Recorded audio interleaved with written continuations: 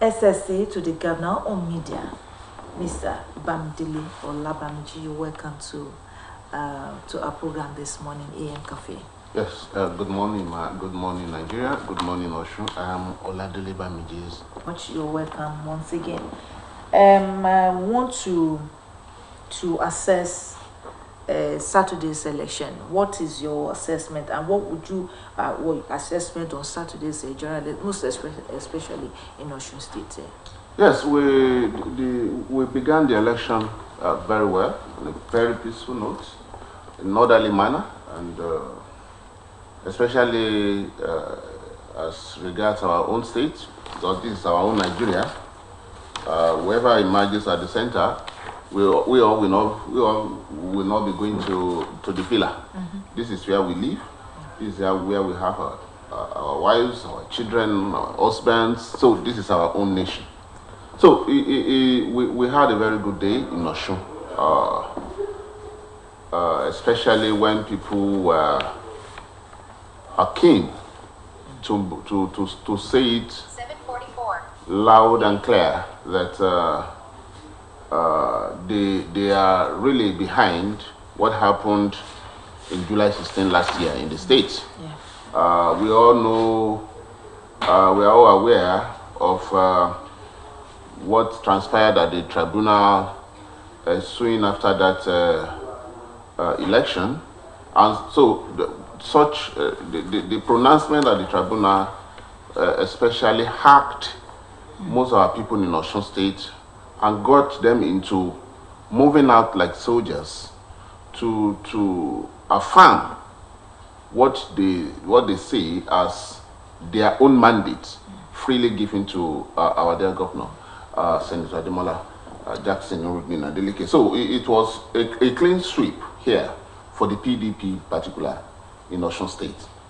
But unfortunately, that cannot be said about the rest of the nation. Okay, talking about the application of BVAS technology for the election, was there any improvement over its usage compared with the last governorship? There was supposed to be improvement, especially when such devices have been test run in one or two isolated elections, off-cycle election, as we say. But it's unfortunate what we are seeing today is like we have moved back in decades.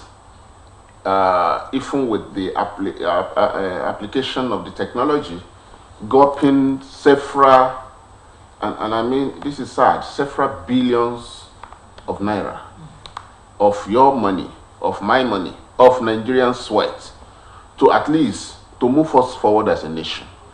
We are often very quick to say, oh, we are the giant of Africa. We are not even anywhere near the dwarf of Africa in what we just saw. The BVAS was supposed to at least to accelerate the process of our electoral our election in collation and announcement of the results. In no time, one will expect that in less than 24 hours or maximum of 32 or 48 hours, we should have a brand new president. But what do we have? After the conduct of the election on Saturday, we have a law and a wicked law, something unimaginable, so to say. Everywhere just went berserk, everywhere just went silent.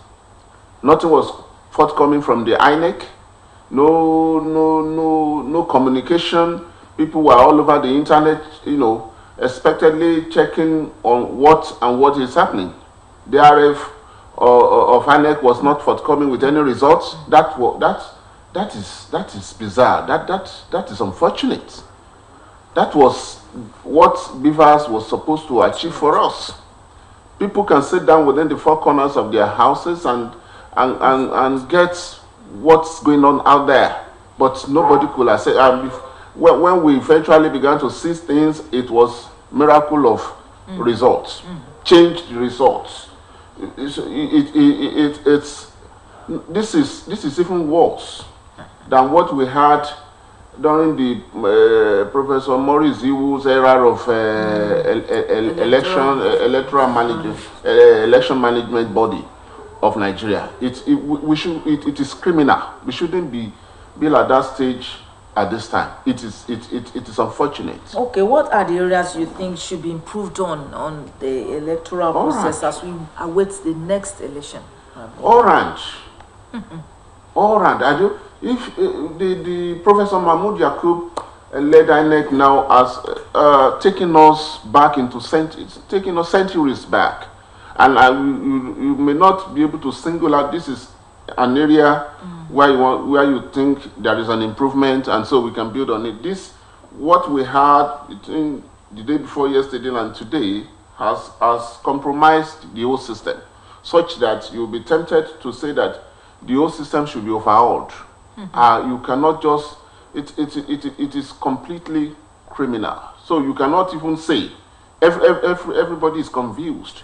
Only God, and I mean only God, will save our nation as we speak. You can see what the former president, even though personally I've not been always on the same page with that Baba, but he was compared at that very delicate, he was a military man, we must understand, at that very delicate hour to come up with a warning of what might likely happen to our dear nation if care is not taken.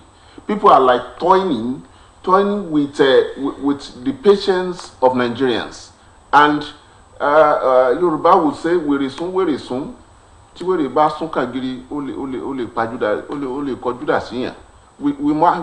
think Professor Mahmoud and his cohort have to be very, very careful at this point in time. We are on the brinks, and only God Almighty will save us. Anybody riding to the seat of power illegitimately will not give us peace, will not give us what we want. Look at what they have been battling with in Imo State, for instance, up to today, since about 2 or 3 years ago, when somebody that is in the fourth position was catapulted to be the governor of that state. What Imo State has almost been turned into a terrorist heaven since that time, because people are not happy. Those are the things, those are symptoms of an illegitimate government. May God forbid bad thing. If anybody is railroaded into power with such format of what we have in Imo or anywhere, hey, we'll all be here, but we pray. Let's now come back to Osun State. With the outcome of election results in Osun, we have 3 Senate seats. We have 9 members of. PDP cleared 9 members of the House of Representatives. Now, could it be said that it's a true reflection of people's will? That is what I said earlier. It is completely reflection of what people, the mandate of the people being enjoyed by Governor Ademola Adeleke.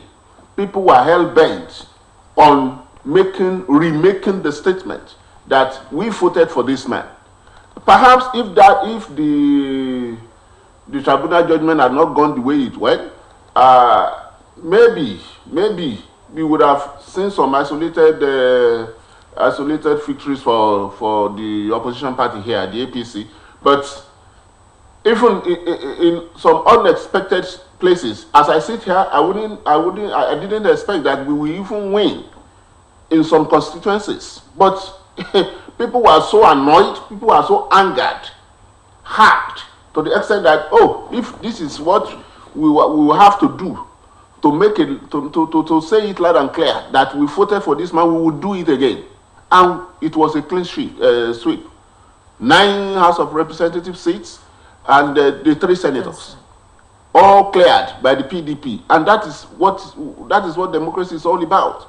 And you will see even what the governor has been doing when he got there. When you enjoy legitimacy, when you enjoy popular mandate of the people, you will become, no matter how stone-hearted you are, my dear sister, you will be compelled to be loyal to those people who transmitted the mandate to you, who give you the mandate.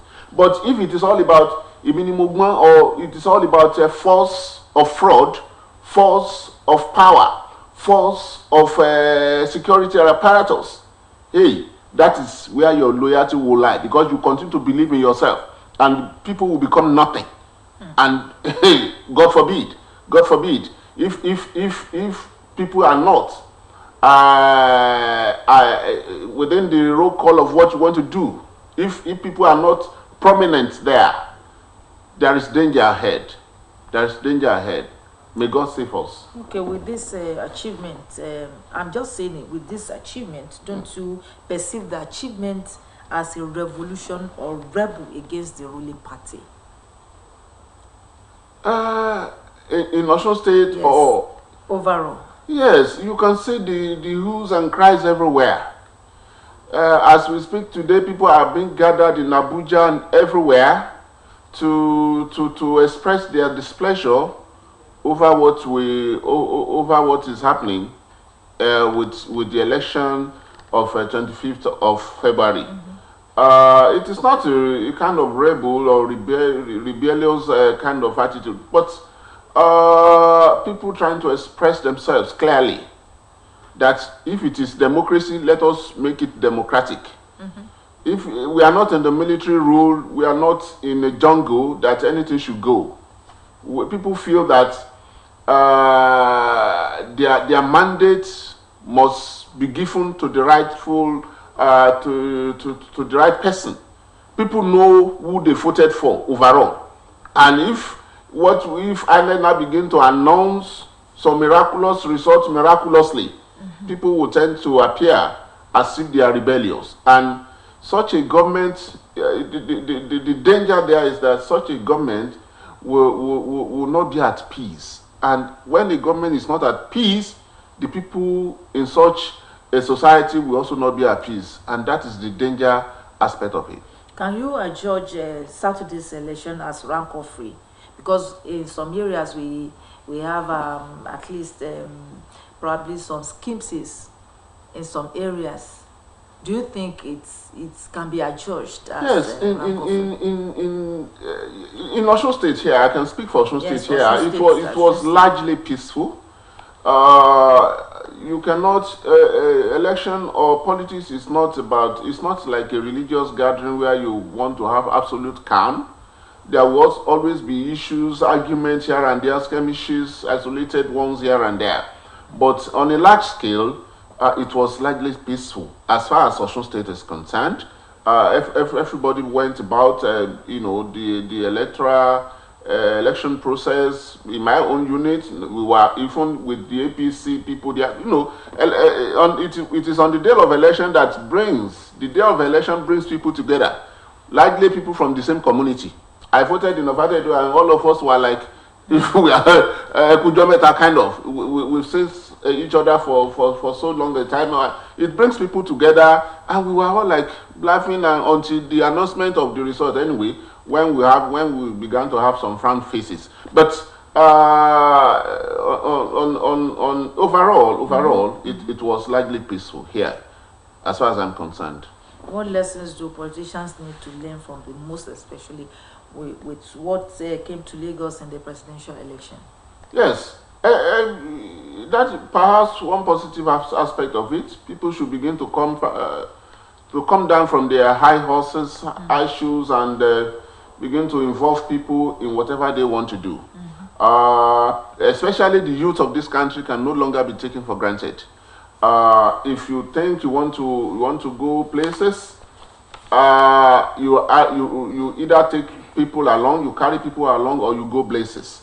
So now it is clear that people are beginning to take charge.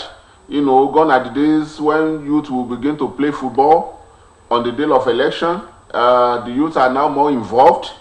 Everybody has a statement. So anybody, either you are in government or you are aspiring to be in government, you cannot take people for granted. And those who feel that they can continue to use force of fraud, force of poverty or whatever to force loyalty down the throat of the people, will begin to have a rethink. We still have a March 11 assembly election and governorship. Thank God we have our own governor here. What advice do you have for the electorate? Well, people should be ready, especially in Osun State. We should be ready to march out again and vote for and redo what we did last Saturday. This statement should be total. Whoever thinks people are nothing, or there are other forces they can use outside the democratic norms to impose themselves on the people, people can also say, people can use themselves as human shield to prevent such move. In Osun State, we should move out again, vote for whoever we want to vote, especially the PDP. We have to continue to give legitimacy to the government of Governor Ademola Adeleke. We can see what he has been doing. A payment of wages of workers has been like a mountainous hill that people cannot, that seems unsurmountable. All this while, the man got there and started paying, because it is all about the people. This is a pay-driven economy. Osun State is a pay-driven economy, and there's not anybody can do it about that. So if the civil servant now begin to suffer, the economy will bleed to death. The economy will suffer. As of today, the civil servant, unless you want to deceive yourself, the civil service is the engine room, the nucleus of the economy of the state. And whoever jokes with that, any government that jokes with that is wicked. And that is what we saw with the APC. And that is why people are now coming out en masse to say that this man, we will support you. Please, any support given to House of Assembly members of PDP on March 11 is a direct support to Governor Ademola Adeleke, and people should do it. This is our own nation, this is our own Nigeria, this is where we live. We must hold it firm. Okay, let's look at this. Do you perceive any problems that we have PDP state government or state governor, and we have another party, ruling party as the president? What did you perceive? Is there any problem? Do we encounter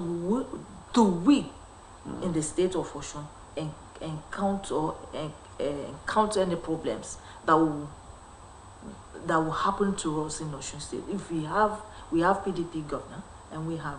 Well, that is one of I've tried to mention this earlier. That is one of what we are facing now.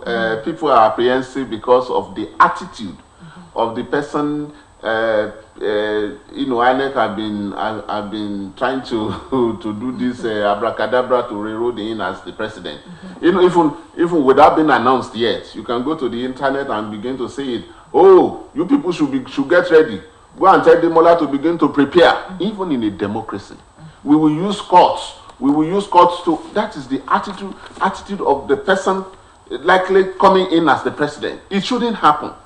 It shouldn't happen in democracy that people will see, oh, yes, the government of banditry is here. It shouldn't happen.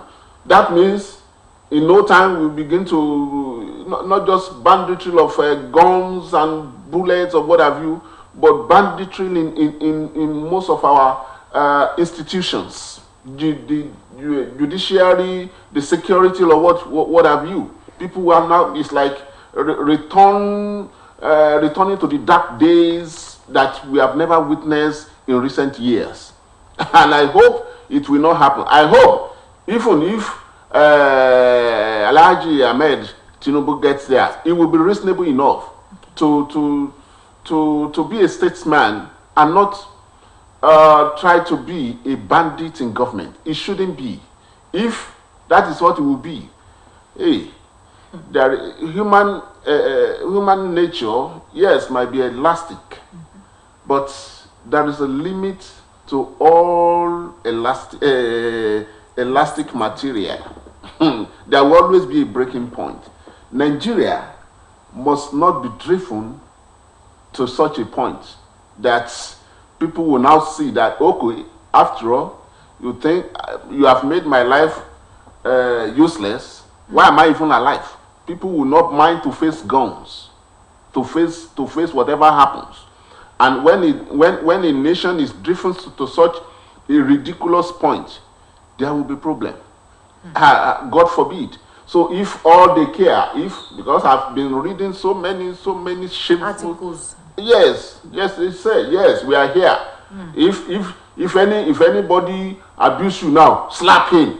We now have the power upstairs. We now have the power in Abuja. We can do anything. So we can now begin to use the police. We can now begin to use the judiciary to achieve obnoxious aims. It shouldn't happen in a democracy. Yes, you can say it can happen, but just because you have the power, but not with human being forever. People will get to a breaking point, and nobody will be safe. That is the danger here, and I hope everybody will be reasonable. I don't want to say much more than that. For us here, it will be suicidal for anyone to say you want to flush out Governor Ademola Adeleke just because you have one power somewhere. It will be suicidal. I just cited the example of the Imo State. May God protect us from such experience, because it will not be in the hands of anybody. I may not be able to rein in on my friends, or my, KBC may not be able to rein in on their subjects, not to get angry. And when people get angry, hey, so many dangers coming. And that is what we are seeing in Imo, which is snowballing into other part of the southeastern state of Nigeria. It is, if you are a policeman now and they transfer you to the east, you first of all go to Orioke Baba Abiye or go to your village for prayers. You hardly can put on your uniform in Imo and other southeastern states as we speak. That is what illegitimate government can bring about on a nation. God forbid bad thing. If anybody coming in should be reasonable. If all you want to do with power is to bulldoze your way through anything you want to achieve by fire, by force, just because you have the power, people will say that there is limit to that your power. And by the time people begin to repel you, it will not be a tea party for everybody. Thank you very much, Mr. Oladile. Thank you very much, Labanji, for coming to this program this morning, AM Cafe. And we want to thank everybody on the other side of the bridge. That we want to thank the producer of this program, Olasupomi Oyebanji. My name is Ulushola. Everybody for saying good morning.